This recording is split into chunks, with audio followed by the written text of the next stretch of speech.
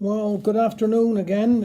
It's Monday now, and of course the sun is shining. But I'd just like to say that I'm doing these stories. I do one a day, Monday to Fridays, to try and bring a little bit of light-heartedness into what's happening now. And I think our feelings go out to all the services, the hospitals, the drivers, and all that are keeping us safe at this very difficult time. So.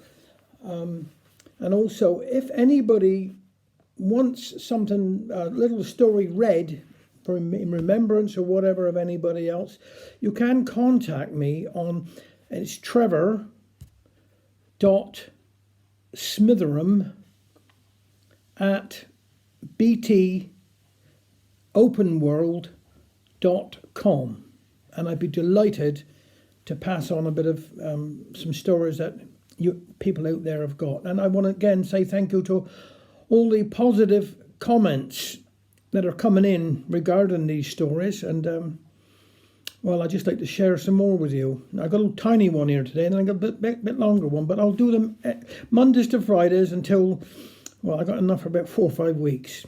Okay, and please everybody who can, stay in with the vulnerable ones. Stay in, stay safe, and do what is asked of us. And the quicker this is done, the better it'll be and the faster this will pass on, and we'll be able to go out and see our friends and family and everybody else. So please take care.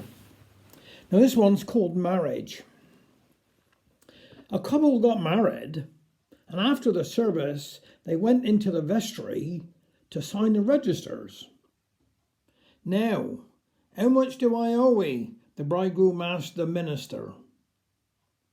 The minister replied, "Well, give me what you think she is worth."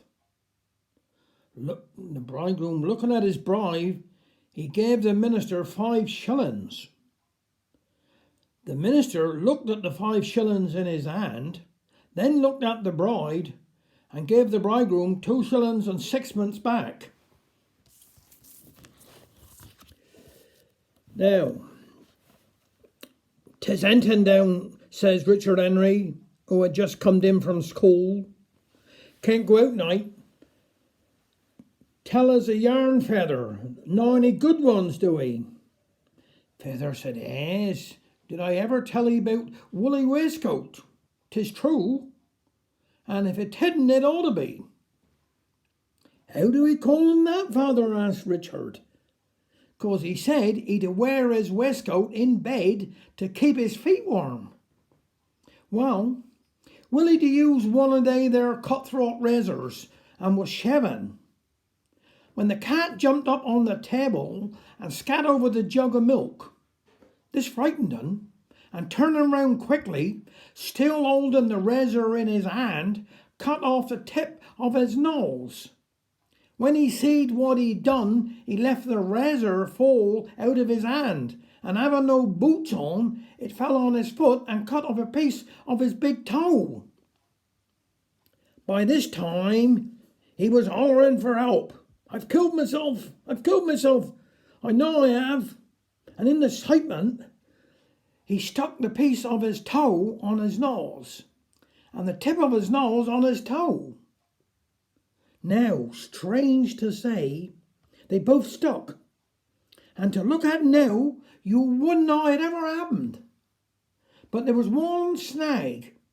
"What's that?" asked Richard. "Well, every time he'd want to wipe his nose, he got to take his boots off." Thank you.